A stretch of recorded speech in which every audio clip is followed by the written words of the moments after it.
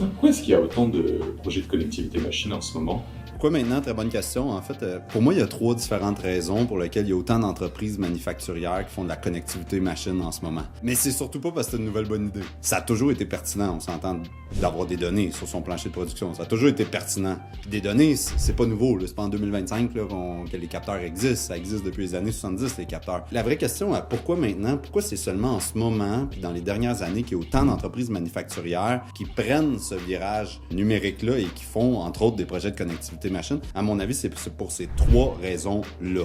OK, oui, la première, les technologies. Évidemment, les technologies ont avancé.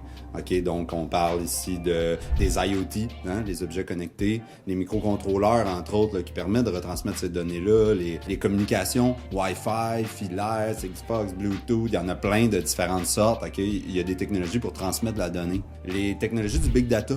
C'est niaiseux, là, mais les technologies du big data ont énormément évolué, d'être capable de gérer beaucoup de données. Avant, on avait du mal. Tu sais, il y a 10 ans, 15 ans, là, on pouvait faire des belles bases de données sur Microsoft Access. Puis ça allait super bien jusqu'à temps que tu mettes des données dedans. Puis là, ça devenait lent. On l'a tous vécu, ça. Parce que dans ce temps-là, il n'y avait pas les mêmes technologies qu'aujourd'hui pour gérer des grandes quantités de données. Aujourd'hui, c'est plus du tout un problème. Puis finalement, dans les technologies, évidemment, l'intelligence artificielle. L'intelligence artificielle, qui est un mot, on s'entend, très galvaudé, mais il y a des technologies importantes dans la valorisation de données. Évidemment, les technologies, oui, mais c'est pas, à mon avis, la raison principale du pourquoi maintenant. C'est les 2 autres. Le prix. OK, avant, ça coûtait juste trop cher. Mettre des points de données dans son usine, ça coûtait juste trop cher. Aussi simple que ça. Puis maintenant, tu le sais, toi, Alex, t'en as des objets connectés à la maison. Là. T'as des ampoules connectées, t'as une cafetière qui est connectée à Internet, puis c'est même pas pour ça que tu l'as acheté. T'sais. Avant, le prix de la composante pour connecter ta cafetière à Internet coûtait plus cher de loin que ta cafetière. Donc évidemment, non, c'est ça, ça valait pas le coup. Mais c'est la même chose dans les machines, dans les usines. Avant, le coût-valeur était pas bon. Ça coûtait une fortune de mettre des points de données. Ou c'était beaucoup de complexité de le faire avec des automates, là, les capteurs, nanana, mais là, la donnée est coincée, etc. Là, aujourd'hui, c'est très simple de le faire. C'est très peu cher de mettre des points de données. Bonne nouvelle. Puis finalement, je le disais, là, la simplicité. Et puis ça, c'est notre marque de commerce d'ailleurs chez Intelligence Industrielle. On a mis tous nos œufs dans ce panier-là. La simplicité d'intégration, puis la simplicité d'utilisation. C'est pas parce que c'est des technologies avancées que ça veut dire que c'est nécessairement complexe à intégrer ou complexe à utiliser. T'sais, au contraire, ça n'a jamais été aussi simple de le faire. Là. Donc ça, c'est super important, puis moi, je crois beaucoup à cette simplicité-là. Dans n'importe quel projet, en fait, de transformation numérique, la clé d'un projet de transformation numérique, à mon avis, c'est la simplicité, évidemment. Nous, ce qu'on aime particulièrement, là, c'est des projets qui ont une forte valeur et qui sont très simples à faire. C'est les meilleurs projets, là. Ouais, évidemment, mais ça, tout le monde le sait. Mais moi, j'aime bien vraiment les voir comme ça.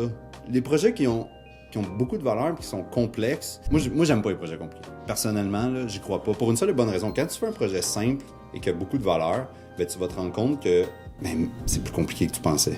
Et que ça apporte moins de valeur que prévu, mais t'as encore une bonne marge. Tandis que si tu fais un projet compliqué, tu sais, mettons l'intégration d'un ERP, là. Connais-tu une entreprise, toi, que ça a bien été? En fait, tout le monde pense que ça va prendre 6 mois puis coûter 60 000 $. Là. Tout le monde se met un peu à eux-mêmes. Puis tout le monde vit la même réalité. Finalement, ça n'a pas pris 6 mois. Ça fait 38 mois qu'on a commencé le projet. On a remis le Go Live 10 fois. On a changé d'intégrateur. Puis là, enfin, au bout de 4 ans, on arrive à la fin d'intégration, mais on est en train de se dire qu'on devrait changer de ERP. Tu sais, c'est le même pattern. Tout le monde vit la même chose. Mais attendez, attention. Je suis pas en train de te dire qu'un ERP, ça n'a pas de valeur. Ouais, ça a de la grosse valeur. Mais c'est aussi lourd à implémenter. C'est ça.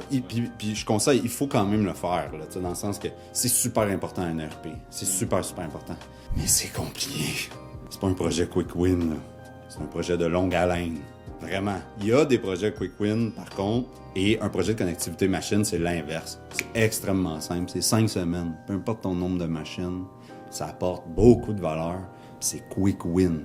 Ça ne l'était pas avant ce ratio-là. Maintenant, ça l'est, puis c'est la raison pour laquelle je pense qu'il y a autant d'entreprises qui prennent ce virage-là.